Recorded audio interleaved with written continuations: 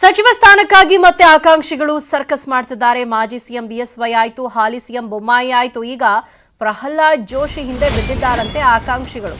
ಇನ್ನೇನ್ ಸ್ವಲ್ಪ ದಿನ ಇದೆ, ಇರೋಷ್ಟು ದಿನನಾದ್ರೂ ನಾವು ಮಂತ್ರಿಗಳಾಗೋಣ ಅನ್ನುವಂತಹ ಆಸೆ ಸಚಿವ ಸ್ಥಾನದ ಆಕಾಂಕ್ಷಿಗಳದ್ದು. ಹಾಗಾಗಿ ಇನ್ನಿಲ್ಲದ ಸರ್ಕಸ್ ಅನ್ನ ಮಾಡ್ತಾ ಇದ್ದಾರೆ.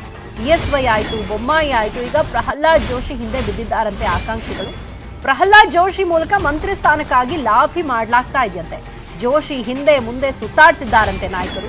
ಮೋದಿ, ಅಮಿತ್ ಶಾ, ನಡ್ಡಾ ಮೇಲೆ ಒತ್ತಡ ಹೇರುವಂತೆ ಮನವಿಯನ್ನ ಮಾಡ್ತಾ ಇದ್ದಾರಂತೆ. ಸಿಎಂ ಬೊಮ್ಮಾಯಿ ಬಳಿ ಕೇಳಿದ್ರೂ ಪ್ರಯೋಜನ ಆಗ್ತಾ ಇಲ್ವಂತೆ. ಮಂತ್ರಿ ಸ್ಥಾನದ ವಿಷಯದಲ್ಲಿ ಯಡಿಯೂರಪ್ಪ ಸೈಲೆಂಟ್ ಆಗಿದ್ದಾರಂತೆ. ಇನ್ನು ಕೇಂದ್ರ ಸಚಿವ, ರಾಜ್ಯದ ಪ್ರಮುಖ ನಾಯಕ ಪ್ರಹ್ಲಾದ್ ಜೋಶಿ ಅವರ ಮೇಲೆ ಒತ್ತಡ ಇದೆಯಂತೆ. ಮೋದಿ, ಅಮಿತ್ ಶಾ, ನಡ್ಡಾ ಜೊತೆ ಮಾತಾಡುವಂತೆ ಒತ್ತಡ ಹೇರ್ತಿದ್ದಾರೆ ಎನ್ನಲಾಗ್ತಿದೆ. ಜೋಶಿ ಮೂಲಕ ಹೋದ್ರೆ ಮಂತ್ರಿಯಾಗುವ ಭರವಸೆ ಇದೆಯಂತೆ ಶಾಸಕರಿಗೆ. ರಾಷ್ಟ್ರಪತಿ ಚುನಾವಣೆ ಬಳಿಕ ಸಂಪುಟ ವಿಸ್ತರಣೆ ಆಗತ್ತಂತೆ. ಸೊ ರಾಷ್ಟ್ರಪತಿ ಚುನಾವಣೆ ಬಳಿಕ ಆದ್ರೂ ಒಂದ್ ವೇಳೆ ಸಂಪುಟ ವಿಸ್ತರಣೆ ಆದ್ರೆ ಆಗ್ಲಾದ್ರೂ ಇರೋಷ್ಟು ತಿಂಗಳುಗಳ ಕಾಲ ಆದ್ರೂ ನಾವು ಮಂತ್ರಿಗಳಾಗೋಣ ಅಂತ ಸಚಿವ ಸ್ಥಾನದ ಆಕಾಂಕ್ಷಿಗಳು ಇದೀಗ ಪ್ರಹ್ಲಾದ್ ಜೋಶಿ ಅವರಿಗೆ ದುಂಬಾಲ್ ಬಿದ್ದಿದ್ದಾರಂತೆ.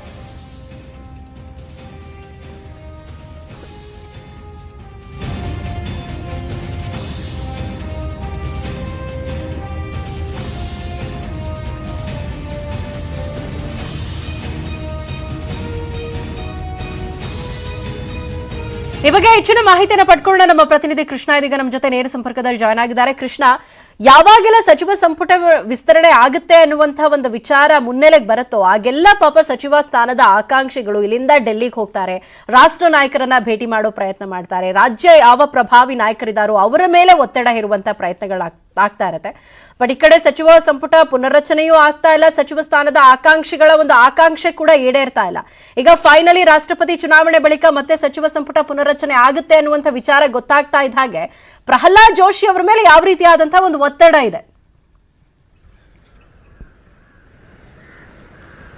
ಖಂಡಿತವಾಗ್ಲೂ ಸೌಮ್ಯ, ಯಾಕಂದ್ರೆ ಏನು ಜುಲೈ 18ರ ನಂತರವಾಗಿ ಎಲ್ಲೋ ಒಂದ್ ಕಡೆ ಸಂಪುಟ ವಿಸ್ತರಣೆ ಪುನರಚನೆ ಆಗ್ಬೋದು ಅನ್ನುವಂಥದ್ದು ಸಚಿವ ಸ್ಥಾನದ ಆಕಾಂಕ್ಷಿಗಳ ಒತ್ತಾಸೆಯಾಗಿದೆ.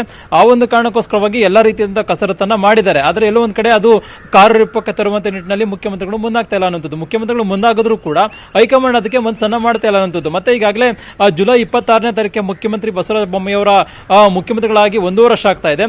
ಎಲ್ಲೋ ಒಂದ್ ಕಡೆ ಆ ಒಂದು ಸಂದರ್ಭದಲ್ಲಿ ಬಹಳಷ್ಟು ಬದಲಾವಣೆ ಆಗುತ್ತೆ ಅನ್ನೋದು ಕೂಡ ಸಾಕಷ್ಟು ಚರ್ಚೆ ಆಗ್ತಾ ಇದೆ. ಯಾಕಂದ್ರೆ ಹಿಂದೆ ಸೌಮ್ಯ ನೀವು ಸಾಕಷ್ಟು ಸಂದರ್ಭದಲ್ಲಿ ಗಮನಿಸಿರಬಹುದು, ನಾಯಕತ್ವದ ಬದಲಾವಣೆ ಸಾಕಷ್ಟು ಚರ್ಚೆ ಆಗ್ತಾ ಇದೆ. ಈಗ ಮತ್ತೆ ಮುನ್ನೆಲೆಗೆ ಬಂದಿರುವಂತದ್ದು ಜುಲೈ 26 ನಂತರವಾಗಿ ಏನ್ ಬೇಕಾದ್ರೂ ಆಗ್ಬಹುದು ಅನ್ನೋದು ಕೂಡ ರಾಜ್ಯ ಬಿಜೆಪಿ ವಲಯದಲ್ಲಿ ಒಂದು ಕೇಳಿ ಬರ್ತಾ ಇದ್ದಾವೆ. ಇದ್ರ ಜೊತೆಗೆ ಮುಖ್ಯವಾಗಿ ಇದೀಗ ಮುಖ್ಯಮಂತ್ರಿ ಬಸವರಾಜ ಬೊಮ್ಮಾಯಿ ಮತ್ತೆ ಮಾಜಿ ಮುಖ್ಯಮಂತ್ರಿ ಬಿ ಎಸ್ ಯಡಿಯೂರಪ್ಪನವರನ್ನ ಬಿಟ್ಟು ಇದೀಗ ಸಚಿವ ಸ್ಥಾನದ ಆಕಾಂಕ್ಷಿಗಳು ಎಲ್ಲೋ ಒಂದ್ ಕಡೆ ಕೇಂದ್ರ ಸಚಿವ ಪ್ರಹ್ಲಾದ್ ಜೋಶಿ ಅವರ ಮೊರೆ ಹೋಗಿರುವಂತದ್ದು.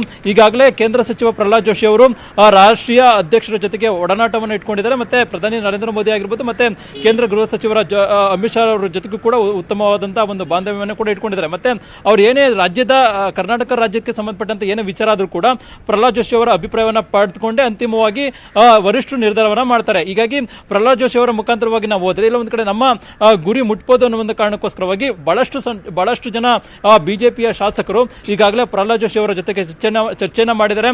ಅಂತಿಮವಾಗಿ ಅವ್ರ ಮುಖಾಂತರವಾಗಿ ಸಚಿವ ಸ್ಥಾನ ಪಡೆಯುವಂತ ನಿಟ್ಟಿನಲ್ಲೂ ಕೂಡ ಒಂದು ಮಾತನ್ನ ಪಡೆದಿದ್ದಾರೆ.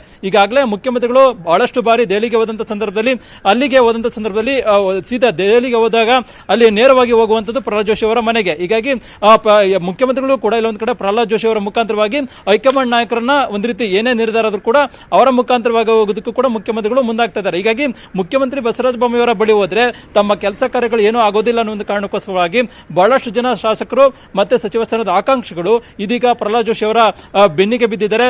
ನಮಗೆ ಸಚಿವ ಸ್ಥಾನ ಕೊಡಿಸಿ ಅನ್ನೋ ಒಂದು ಒತ್ತಾಸೆಯನ್ನು ಕೂಡ ಮಾಡ್ತಾ ಇದ್ದಾರೆ, ಒತ್ತಡವನ್ನು ಕೂಡ ಆಗ್ತಾ ಇದ್ದಾರೆ. ಮತ್ತೆ ಈಗಾಗಲೇ ಮಾಜಿ ಮುಖ್ಯಮಂತ್ರಿ ಬಿ ಎಸ್ ಯಡಿಯೂರಪ್ಪನವರು ಕೂಡ ಒಂದು ರೀತಿ ತಟಸ್ಥವಾಗಿದ್ದಾರೆ. ಯಾವುದೇ ವಿಚಾರಕ್ಕೂ ಬಂದಂತ ಸಂದರ್ಭದಲ್ಲಿ ಶಾಸಕರು ಅವರ ಹತ್ರಕ್ಕೆ ಯಾರು ಕೂಡ ಹೋಗ್ತಾ ಇಲ್ಲ. ಯಾಕಂದ್ರೆ ಅಧಿಕಾರದಿಂದ ಇಳಿದ ನಂತರವಾಗಿ ಮಾಜಿ ಮುಖ್ಯಮಂತ್ರಿ ಬಿ ಎಸ್ ಯಡಿಯೂರಪ್ಪನವರು ಕೂಡ ಪಕ್ಷದ ಕಾರ್ಯಕ್ರಮಗಳಿಂದ ದೂರ ಉಳಿದಿದ್ದಾರೆ. ಇದೀಗ ಅವರ ಹತ್ರ ಹೋದ್ರೂ ಕೂಡ ಯಾವುದೇ ರೀತಿಯಿಂದ ಕೆಲಸ ಕಾರ್ಯಗಳು ಆಗೋದಿಲ್ಲ ಅನ್ನೋ ಕಾರಣಕ್ಕೋಸ್ಕರವಾಗಿ ಇದೀಗ ಅಂತಿಮವಾಗಿ ಪ್ರಹ್ಲಾದ್ ಜೋಶಿ ಅವರ ಮೊರೆ ಹೋಗಿದ್ದಾರೆ. ಹೀಗಾಗಿ ಪ್ರಹ್ಲಾದ್ ಜೋಶಿ ಅವರು ಎಷ್ಟರ ಮಟ್ಟಿಗೆ ಶಾಸಕರಿಗೆ ಮಂತ್ರಿ ಸ್ಥಾನವನ್ನು ಕೊಡಿಸ್ತಾರೆ ಅನ್ನೋದು ಸಾಕಷ್ಟು ಕುತೂಹಲ ಮೂಡಿಸಿದೆ. ಮತ್ತೆ ಜುಲೈ 18ರ ನಂತರವಾಗಿ ಸಂಪುಟ ವಿಸ್ತರಣೆ ಆಗುತ್ತೆ ಅನ್ನೋ ಒಂದು ಕಾರಣಕ್ಕೋಸ್ಕರವಾಗಿ ಈ ಒಂದು ಆಕಾಂಕ್ಷಿಗಳು ಬಹಳಷ್ಟು ಕಸರತ್ತನ್ನ ಮಾಡ್ತಾ ಇದ್ದಾರೆ. ಸೌಮ್ಯ, ಥ್ಯಾಂಕ್ ಯು ಕೃಷ್ಣ ತಮಿಳ ಇನ್ಫಾರ್ಮೇಶನ್ಗೆ. ಸುದ್ದಿ ಮುಂದುವರಿಯುತ್ತೆ ಚಿಕ್ಕ ಬ್ರೇಕ್ ಆದ್ಮೇಲೆ.